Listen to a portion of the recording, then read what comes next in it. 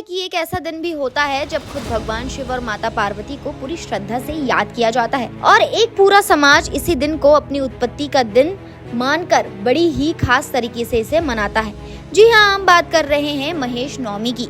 अब आप सोच रहे होंगे कि ये क्या होता है और इसका मुझसे क्या मतलब है, तो रुकिए दोस्तों, आज की ये कहानी आपको न सिर्फ जानकारी देगी बल्कि आपकी आस्था को भी हिला देगी। तो चलिए शुरू करते हैं इस दिलचस्प सफर को महेश नवमी की महिमा के साथ। हर साल ज्येष्ठ मास के शुक्ल पक्ष की नवमी तिथि को मनाया जाने वाला ये पर्व इस बार यानी 2025 में 4 जून बुधवार को आ रहा है। इस दिन भगवान महादेव और माता पार्वती की पूजा बड़े धूमधाम से की जाती है। लेकिन ये व्रत सिर्फ पूजा पाठ तक सीमित नहीं है, इसमें छुपा है एक पूरा इतिहास, एक परंपरा, एक पहचान। दरअसल ये वो दिन माना जाता है जब महेश्वरी समाज की उत्पत्ति हुई थी।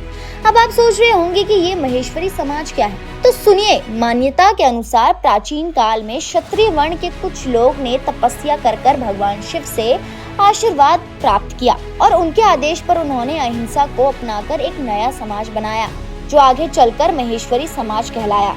और तभी से ये लोग महेश नवमी के दिन को अपना जन्म दिवस मानते हैं। अब बात करते हैं कि इस दिन की पूजा कैसे की जाती है। तो दोस्तों, सबसे पहले तो सुबह जल्दी उठो, और हाँ, ये जल्दी का मतलब वाकई में जल्दी है, ब्रह्म मुहूर्त में। फिर नहा धोकर साफ कपड़े पहनो और घर के मंदिर को अच्छे से साफ करो। वहाँ शिवलिंग या भगवान महेश और माता पार्वती की प्रतिमा या तस्वीर स्थापित करो। अब आते हैं पूजा विधि पर। एक लोटा गंगा जल लो, उसमें थोड़ा सा दूध, शहद और फूल डालकर शिवलिंग का अभिषेक करो। बेलपत्र, धतूरा, भस्म और आग के फूल भगवान को अर्पित करो। हाँ, ये सब करते समय मंत्रों का जाप बहुत जरूरी है। ओम नमः शिवाय या ओम महेश्वराय, ओम नमः शिवाय या ओम महेश्वराय नमः का जाप कम से कम 108 बार जरूर करो। माता पार्वती के लिए सिंदूर, चूड़ी, मेहंदी और श्रृंगार का सामान अर्पित करो। फिर अगर घर में कोई कथा सुनाने वाला है या आप खुद पढ़ सकते हैं तो महेश नवमी व्रत कथा जरूर सुने या सुनाएं।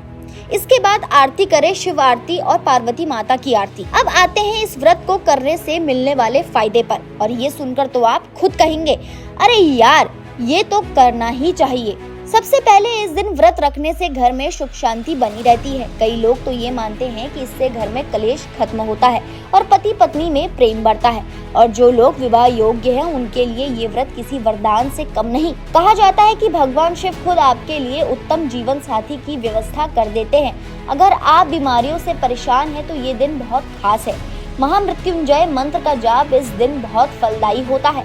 खासकर जिन लोगों पर शनि या राहु केतु का प्रभाव है उनके लिए ये दिन एक नई उम्मीद की तरह होता है।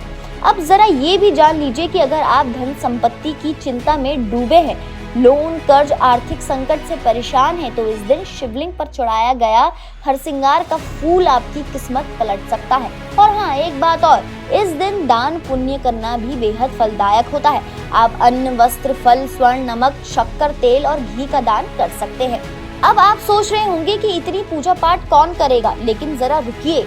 महेश नवमी केवल पूजा का पर्व नहीं है, ये आत्मा शुद्धि, सेवा और समाज से जुड़े रहने का पर्व है। इस दिन बहुत सारे लोग नदी, तालाब, मंदिर, स्कूल और पब्लिक प्लेसेस में सफाई अभियान चलाते हैं, सामाजिक कामों में हिस्सा लेते हैं और पर्यावरण संरक्षण की शपथ लेते हैं। यानी ये सिर्फ एक धार्मिक दिन नहीं बल्कि एक सामाजिक आंदोलन दिन भी है। अब जरा उस भावना को समझिए जो इस दिन महेश्वरी समाज के लोगों में होती है। उनके लिए ये दिन किसी दिवाली या होली से कम नहीं होता। इस दिन बड़े बड़े कार्यक्रम होते हैं, शोभा यात्राएं निकलती हैं, सामूहिक भोज होता है, भजन कीर्तन होते हैं और सबसे जरूरी, समाज को एकजुट करने की कोशिश होती है।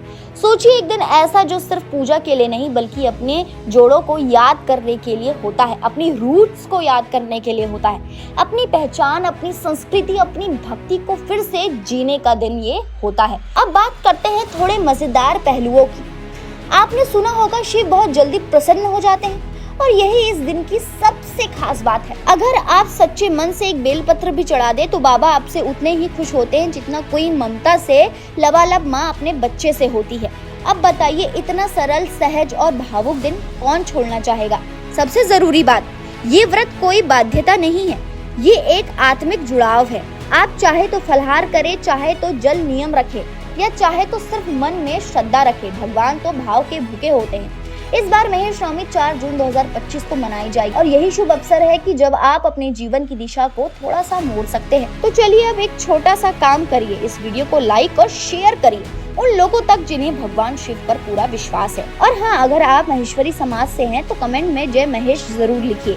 शिव के इस खास दिन पर आइए हम सभी एक छोटी सी कोशिश करें अपने मन को शांत करने की, अपने समाज को जोड़ने की और अपने भविष्य को उज्जवल बनाने की।